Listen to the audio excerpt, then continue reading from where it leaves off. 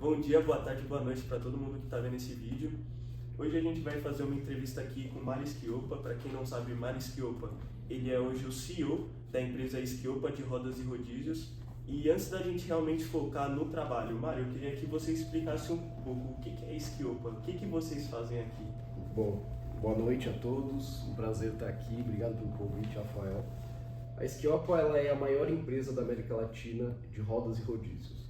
Rodas e rodízios são as famosas rodinhas, né, de cadeira de escritório, de carrinho de supermercado, de cama hospitalar, de paleteira, empilhadeira, e é isso que nós fabricamos aqui na empresa há 75 anos. E eu queria entender um pouco como que começou essa ideia, de quem surgiu essa ideia, como que realmente foi criada a Schioppa. Bom, a Schioppa ela foi fundada em 1950, foi fundada pelo meu avô, Mário Schioppa. Na época, a Schioppa iniciou suas atividades fabricando cadeados industriais, né? Ela não começou com rodas e rodízios. E aí, ao longo do tempo, o meu avô viu a necessidade de oferecer rodas porque muitos carrinhos que eram fabricados precisavam da substituição e da reposição das rodas. E aí ele começou a fabricar rodas de borracha com o núcleo estampado em aço. E aí para fazer as reposições que tinham no mercado nacional. Ao longo do tempo foi reinvestindo na empresa, aumentando a linha de produtos, investindo em maquinário, e aí a empresa foi crescendo, né, e se tornando especializada em rodas e rodízios e deixando inclusive de fabricar os cadeados industriais.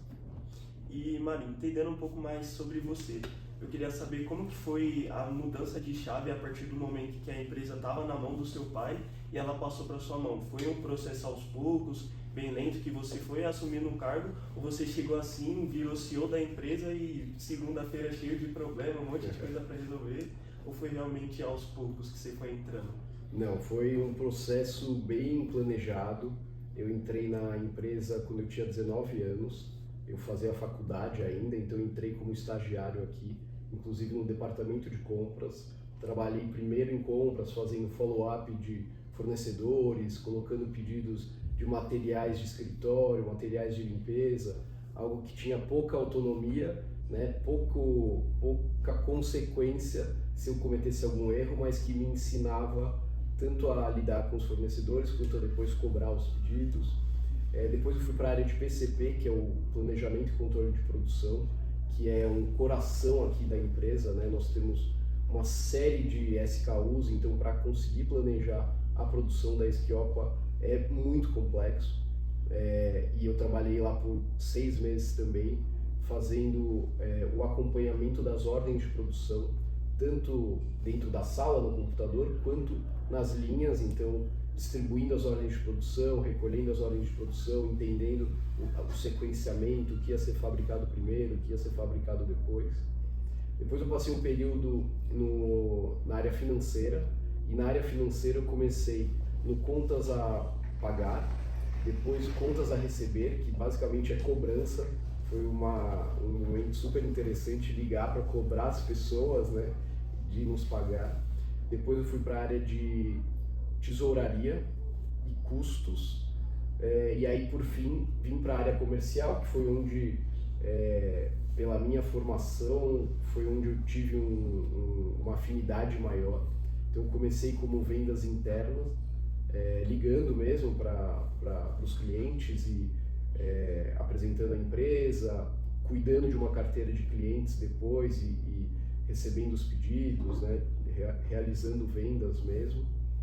Aí em 2008, 2007, nós iniciamos um processo para ser licenciados pela Disney.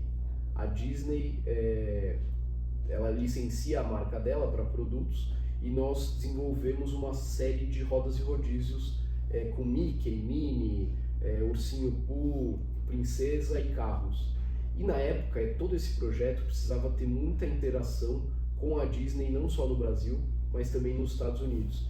E eu era uma das poucas pessoas na empresa que falava inglês com fluência. E aí me colocaram para assumir esse projeto. Eu saí da área comercial diretamente e toquei esse projeto de cabo a rabo. Depois que esse projeto estava em andamento, já no mercado, a gente teve uma oportunidade no departamento de exportação.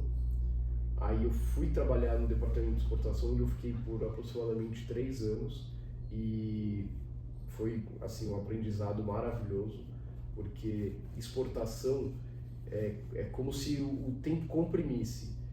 Você aprende com tantas realidades diferentes, de mercados diferentes, níveis de exigência diferentes, que você traz para dentro de casa muitas novidades e formas de trabalhar que a empresa não está acostumada, né? A gente sempre, quando compete num país de primeiro mundo, a gente vê coisa nova, né? E foi assim maravilhoso para mim poder tanto ir sozinho para os mercados que eu ia, quanto aprender com níveis de exigências até maiores do que a gente tinha aqui no Brasil. Depois disso a gente adquiriu uma empresa de aramados e carrinhos de compra, equipamentos para o varejo, equipamentos industriais, sempre em arame. E aí eu fui para lá já como o gestor da empresa, fiquei lá por 8 anos nessa empresa, onde eu aprendi a liderar mesmo uma companhia como um todo. Foi um projeto bem difícil assim para a gente, porque era uma empresa que não gerava um retorno satisfatório para a empresa e para a família, e a gente decidiu sair do negócio em 2019. Então nós vendemos todos os ativos da empresa e encerramos a marca da empresa. E aí em 2019 eu volto para a Esquiopa, né? Já com uma bagagem bem maior, de ter trabalhado em outro segmento também, e ter tido sucessos e fracassos. E aí eu venho para cá para ser um elo entre todos os departamentos, já numa função de diretoria focado em planejamento estratégico. E quando entra a pandemia, o meu pai ele fica mais em casa, né? E aí a gente acelera esse processo de sucessão e eu assumo a empresa mesmo. O que continua sendo um aprendizado, né? Apesar de eu já estar aí há 6 anos na frente da Esquiopa, a gente aprende todos os dias, sempre desafios novos. Hoje, um ambiente tão volátil, com guerra, com macroeconomia atrapalhando, né, o dia a dia de tanta gente, com as tarifas, enfim, a gente tem que estar muito atento e muito unido e muito alinhado com os objetivos de médio e longo prazo para tomar as decisões em equipe, né, e sabendo exatamente onde a gente quer chegar. Falei muito. Não, foi ótimo ouvir. E uma coisa que eu achei bem interessante que você falou, né, que é a questão que antes de você realmente virar CEO da empresa, você teve uma passagem muito longa dentro da Esquiopa e fora da Esquiopa.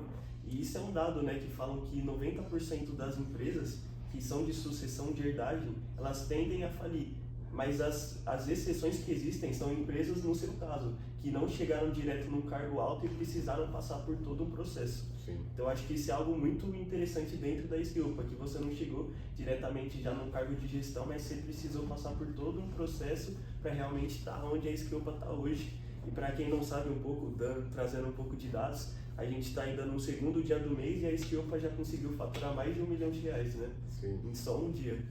E eu queria saber um pouco mais sobre essa questão que você falou, que você também foi gestor de uma outra empresa e que acabou não dando certo. Qual foi o seu baque quando você viu que, putz, eu estava na gestão dessa empresa e acabou não dando certo, e agora eu estou na gestão da Esquiopa e a pressão é a mesma, de ter que dar certo?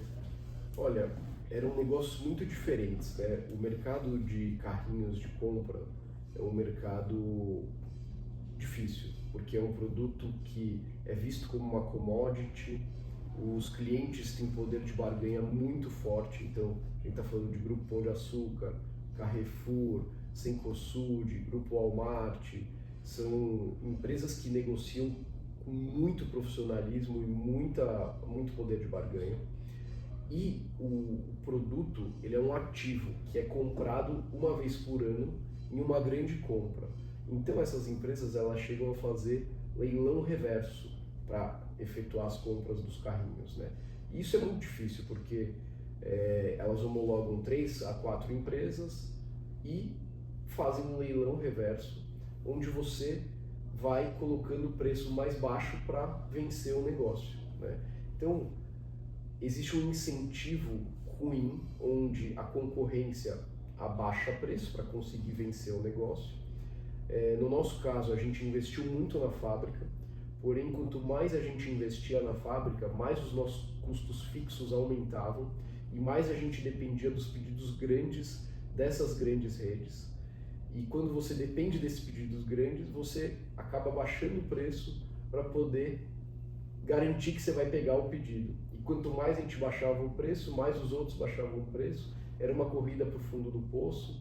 A margem não era suficiente para pagar os custos fixos e os custos variáveis. Então era um ciclo vicioso muito ruim, assim. A gente teve algumas iniciativas para tentar gerar um pouco mais de valor nos carrinhos, né? Investindo em marca, investindo em inovação, investindo até em modelos de negócio diferentes, prestando serviço, tentando explorar mídia nos carrinhos, tentando explorar locação dos carrinhos, incluindo a manutenção e não só a venda dos carrinhos, mas no final de contas foi uma equação que eu não consegui resolver. Quando nós adquirimos a empresa, era uma empresa já deficitária, né, que tinha uma situação difícil, e a gente acreditava que ia conseguir fazer uma reestruturação da empresa.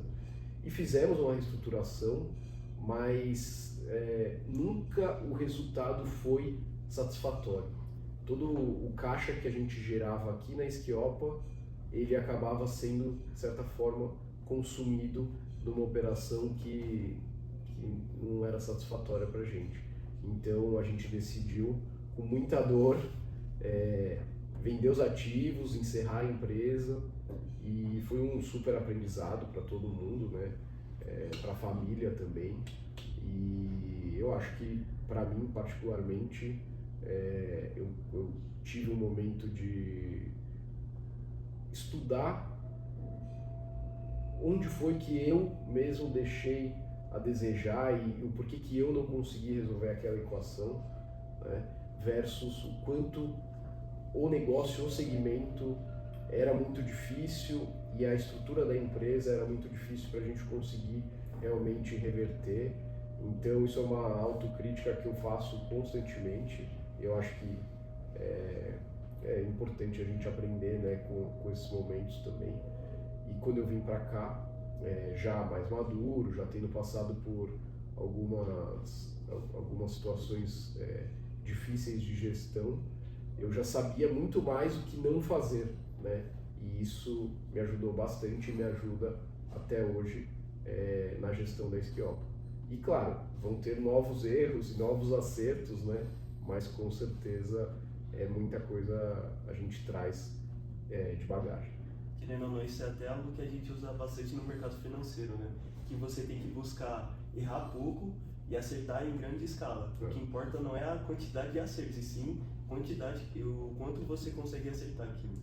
E puxando um pouco mais para a questão do estudo, porque esse vídeo, querendo ou não, vai ser direcionado para muitos universitários, tanto da Mackenzie quanto da PUC também vão conseguir ver esse vídeo, do próprio ISPM, da INSPER.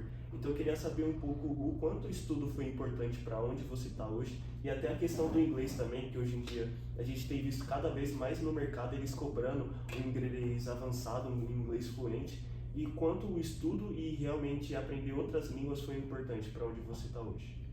Nossa, eu sou super CDF, assim, sempre fui. Eu adoro estudar.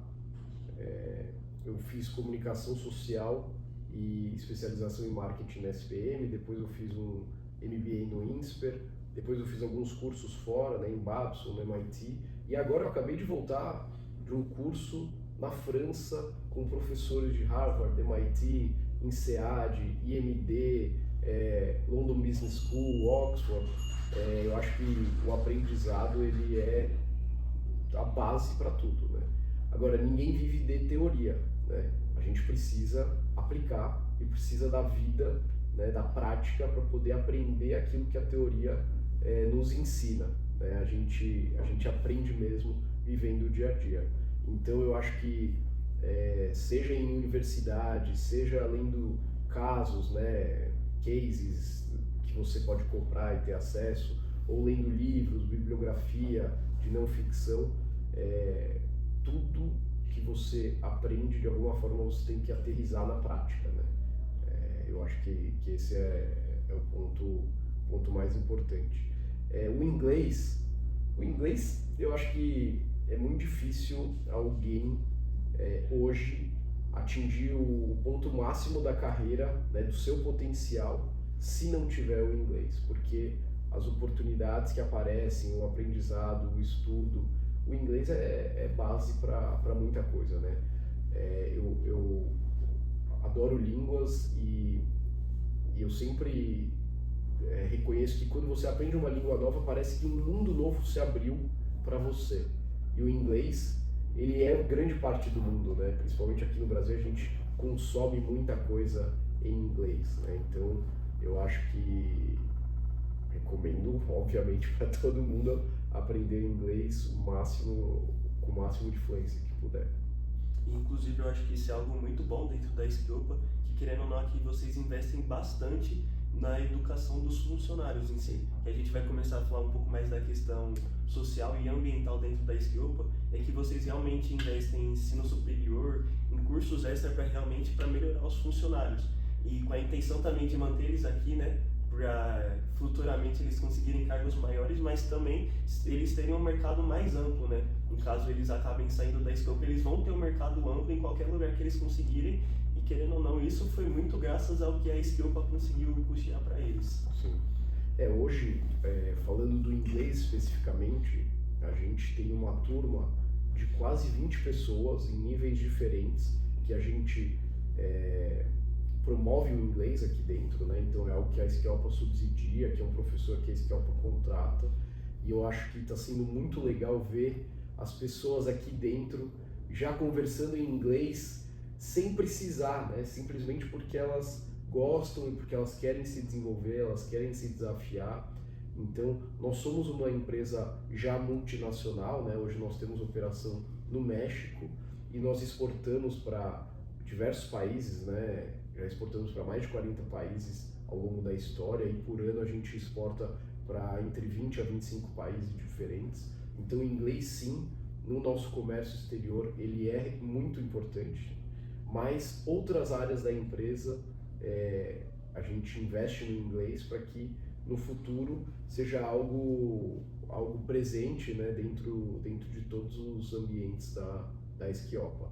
Para dar uma ordem de grandeza, hoje a gente tem pouco menos de 500 funcionários aqui na Skillpa e nós investimos em inglês para 20 funcionários, né, no momento. Então é algo que vem ganhando cada vez mais escala aqui dentro da empresa. E também, continuando falando um pouco dessa parte mais social dentro da empresa, uma coisa que eu acho muito interessante aqui dentro da Skillpa é que vocês dão perspectiva de futuro para os funcionários, que às vezes eles entram aqui realmente como um estagiário, às vezes num cargo baixo, mas que vocês investem muito em educação para ele, vocês investem muito e influenciam eles a crescer dentro de cargo aqui na Skillpa. Que você mesmo, né, você aqui já é de família, e vocês têm essa perspectiva também de trazer pessoas de família. Ou seja, às vezes trazer o filho de alguém, e aí essa pessoa crescer mesmo dentro da empresa. Então eu acho isso muito interessante aqui. E querendo saber um pouco mais, o que vocês fazem mesmo no ambiente de trabalho para você melhorar a experiência dos funcionários? Para que eles se sintam realmente em casa quando eles chegam aqui na Skillpa? Olha, isso é uma construção que a gente vem fazendo ao longo do tempo, né? Acho que a gente sempre tem que melhorar, mas para dividir sua pergunta em duas, primeiro, na carreira dos funcionários, né? A Skillpa realmente é uma empresa onde as pessoas ficam por bastante tempo. A gente preza por pessoas terem muito tempo de casa, então a gente gosta que esse conhecimento seja adquirido aqui e que as pessoas se desenvolvam e tenham a possibilidade de crescer dentro da organização, né? Então toda vaga que a gente abre, a gente oferece internamente, a gente vê se tem pessoas que conseguem atender os requisitos e os critérios para assumir aquela vaga. Tem várias histórias de pessoas que estão conosco há 40 anos, né, que já trabalharam aqui em várias esquiopas diferentes, e é algo que a gente realmente valoriza, né? Essa história, esse conhecimento, esse crescimento interno. O que a gente faz, além de, como você citou, né, investir em cursos, investir na carreira das pessoas, eu acho que a gente faz um trabalho hoje muito próximo de escutar o que os colaboradores estão buscando, estão querendo, né? A gente tem uma reunião mensal com uma comissão de fábrica, onde a gente entende o que pode ser feito diferente, o que pode melhorar dentro da empresa, nos benefícios, no dia a dia. Então, nos últimos anos a gente investiu em algumas coisas que não tinham aqui dentro. Então, hoje a gente tem um grêmio, né, para todos os turnos, manhã, tarde, noite. A gente tem hoje o Well Hub, né, que é o antigo Gym Pass, que as pessoas têm acesso à academia. A gente tem, enfim, algumas iniciativas para promover um ambiente um pouco mais agradável para todos, mesmo sendo uma indústria, né, que muitas vezes tem menos foco nesse tipo de atuação. É algo que eu entendo que a gente tem uma longa jornada para construir e para melhorar. E acabamos de contratar, por exemplo, aquela pesquisa GPTW, que é Great Place to Work, onde todos passam por um questionário muito grande para medir a saúde da empresa, né, o clima, o ambiente, quais são os pontos onde a gente precisa se desenvolver mais para entregar um ambiente melhor para os funcionários. Então, a gente está investindo bastante nisso, acho que é algo que sempre podemos melhorar, mas acho que a gente tem feito aí algumas iniciativas bacanas nesse sentido. E eu queria saber mais um pouco dessa questão ambiental mesmo. Aqui dentro da Skillpa, vocês têm uma ala focada só nisso ou vocês terceirizam esse trabalho para outras empresas? O trabalho de reciclagem, os materiais que a gente consegue reaproveitar no processo, nós mesmos moemos e reaproveitamos, e o restante a gente envia para empresas terceiras, né? Hoje nós temos dentro da ISO 14000 uma equipe interna que monitora consumo de água, consumo de energia, consumo de gases, enfim, a gente tem uma série de indicadores que a gente mede, né? Que é o programa de mapeamento que a gente tem de consumo de qualquer tipo de material que possa ser nocivo, que possa afetar o meio ambiente, né? E, enfim, tudo para que a gente atenda a ISO 14000. Eu acho que é algo que todas as empresas ao longo do tempo têm que se preocupar, né? E a gente deu esse passo. O sistema, ele não só fiscaliza, né, e audita o que a Skillpa faz nos processos dela, mas também com quem a Skillpa se relaciona na sua cadeia de suprimentos. Então, os nossos fornecedores também têm que atender todas as normas e requisitos que fazem parte do sistema de gestão ambiental.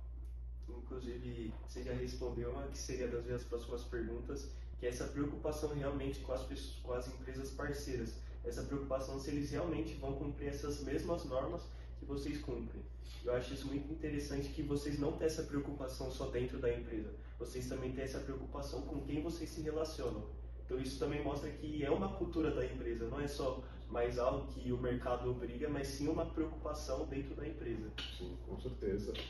Até nós vemos hoje, né, muito produto importado, né? A Skillpa é uma empresa fabricante, mas o mercado acaba importando, né, muitas rodas e rodízios. E eu acho que muita gente não conhece de quem importa, né, e como é a fabricação lá no país de onde está importando. E isso é algo muito importante, porque entender as práticas sociais, ambientais, práticas de segurança que são realizadas nos países de origem do produto é importante, porque às vezes a gente vê um produto e não sabe para onde foi o descarte, a gente não sabe quais eram as condições de trabalho, a gente não sabe se as pessoas estavam trabalhando com segurança ou não. E muitas vezes as pessoas não querem nem saber, né? Mas é algo que é muito importante. Nós temos muito orgulho de ser uma empresa brasileira, né? De ser uma empresa que investe no capital humano, de ser uma empresa que cuida do meio ambiente, que sempre pode melhorar. A Scalpa não é uma empresa perfeita, claro, mas nós temos muito orgulho de tudo que a gente construiu nesses 75 anos e que temos aí muito mais a construir ao longo do tempo. E como última pergunta para acabar esse bate-papo, você como a gente pode considerar um homem de sucesso com menos de 50 anos ainda, porque a média dos milionários hoje em dia é 57 anos, então você que já é um homem de sucesso com menos de 50 anos e muitos alunos que desejam chegar onde você chegou hoje, qual seria a dica que você daria para ele, o que seria que você falaria para eles chegarem realmente onde você está hoje? Nossa, que difícil. Eu acho que o mundo está mudando muito, né? Hoje, com inteligência artificial, acho que todas as relações de trabalho elas vão mudar de uma forma que a gente ainda não consegue nem prever, né? Eu uso hoje tantos aplicativos diferentes de IA para me auxiliar no dia a dia. O que eu acredito é que você ser um generalista vai te ajudar muito mais na sua carreira, né, do que ser simplesmente um especialista. Eu acho que a inteligência artificial ela vai focar muito nas especialidades e a gente ser generalista e saber usar várias ferramentas vai ser um ativo. E acho que sem tentar responder de uma forma muito complexa, acho que você tem que entender o que você gosta mesmo, né? Quais são as suas paixões, o que você é bom e se focar, trabalhar duro, né? Ter disciplina para se colocar nas oportunidades certas quando elas aparecerem, né? Acho que você usou aí um, uma uma máxima, né, da economia importante, que é se você erra pequeno e acerta grande, né? E eu acho que é isso, estar bem atento para perceber quando uma oportunidade é grande para você acertar. E trabalhar, trabalhar, trabalhar, trabalhar, estudar, se dedicar. Acho que não tem muita mágica, né? Saber que é competitivo o ambiente e tem muita oportunidade também. Eu estou assim, super antenado e me ansioso com esse tema da inteligência artificial. Nossa, cada dia aparece uma coisa nova, né? Você criar os seus próprios agentes, você criar uma empresa formada de agentes, e eu acho que a sociedade como um todo vai ter que aprender a se reorganizar com tudo isso, porque é uma tecnologia assim que não tem volta. Mas é isso. Oi, gente, esse foi o nosso bate-papo com Marisquilpa. Primeiro, te agradecer pelo tempo, né? Seu tempo tão corrido, você ter um espaço para conseguir ensinar um pouco os alunos sobre a importância do trabalho, a importância do estudo, a importância também de cuidar do nosso meio ambiente. Então, foi muito importante esse tempo que a gente conseguiu bater esse papo. E eu queria agradecer todo mundo aí que está assistindo esse vídeo também. E muito obrigado por hoje. Obrigado, Rafael. É um prazer. Espero ter ajudado de alguma forma.